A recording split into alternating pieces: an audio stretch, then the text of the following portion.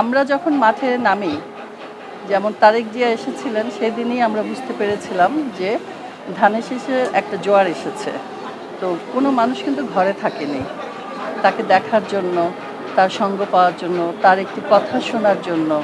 তো সেই অনুমান থেকেই বলেছি যে ধানের শীষে জোয়ার এসেছে এবং ২০০-র বেশি সিট পাবে।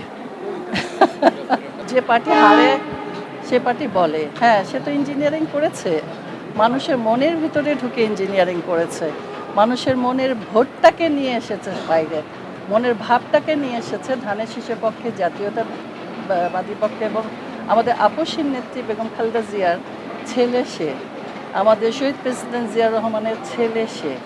তো সেই হিসাবেও আমাদের তারেক রহমান সাহেবের অনেকটা মানুষের তার উপরে ভরসা আছে। তো ইঞ্জিনিয়ারিং করেছে সে, ওইভাবেই করেছে, মানুষের মন থেকে ভোটটা নিয়ে এসেছে ধানের শীষে। তো এটা কি ইঞ্জিনিয়ারিং না? সবাই যদি একই রকম ব্যবহার করে তাহলে তো একই রকম হয়ে যাব আমরা। আমরা হিংসা বিদ্বেষের উপরে থাকতে চাই। বিশেষ করে আমি, একজন ভুল করলে তো আমি ভুল করতে পারি না, আমরা ভুল করতে পারি না।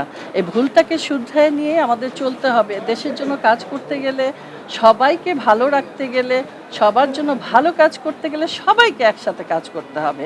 তো আমরা আশা করি সেই জিনিসটা আমরা করব না, করতে চাই না। আমাদের উপরে যারা আছেন, এটা তো আমার ব্যাপার না, তাদের ব্যাপার।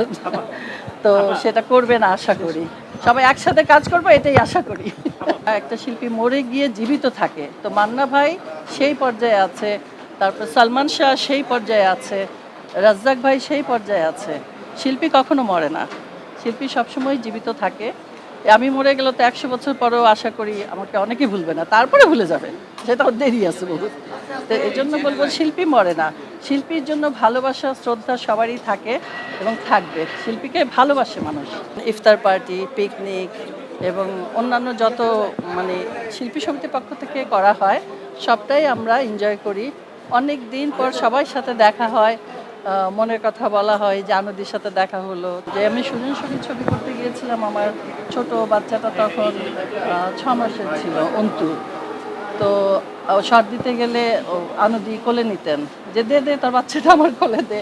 তারপরে আমাদের সাদেক বাচ্চু উনি রাখতেন। তারপরে এরকম অনেক স্মৃতি। তো ওনারা যদি সহযোগিতা না করতেন, আমরা তো বাচ্চা নিয়ে শুটিং করতে পারতাম না।